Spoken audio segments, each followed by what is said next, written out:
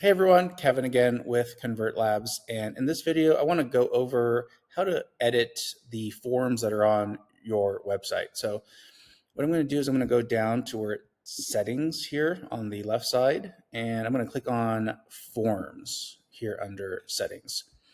And here the first one that we see is our booking form. So this is a preview of what the booking form looks like. So here under form appearance, we're going to see the different styles of forms. So if you don't want to have a step form, you can do that as well. Or we're going to just stick with this new style, this newer form here. So some main things that we can do is change our color. And if you know what your color code is, which I highly recommend you do when it comes to your branding, is understanding and having it down somewhere of what color code or other color codes, you kind of complementary color codes that you want to go with. You might want to have that handy. But let's just say you're doing like this type of blue. Here we can change the radiuses, which is the curvature on the forms. And then if you want to change this image here, you can do that here. You can click on X, and then you can upload another image that's going to fit here on your booking form. And you might want to choose something that is going to instill some trust, something that might be industry specific to what you're doing. So you want to do that there.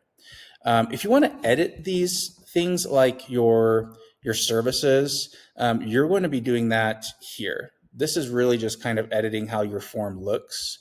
But if you want to edit like your extras or anything like that, that's all going to be under your services that you're offering. One thing that's really important to note is these form settings here on this top right. So if I click on this, I'm going to see things like the actual code for this. So if you're not using our websites and you want to use your own website, you can go ahead and click this and then paste that where you want your booking form to go. If you are using a ConvertLabs website, this code is going to automatically be installed on your website and you don't have to do anything. If you want to have a custom thank you page or confirmation page, you can put that here.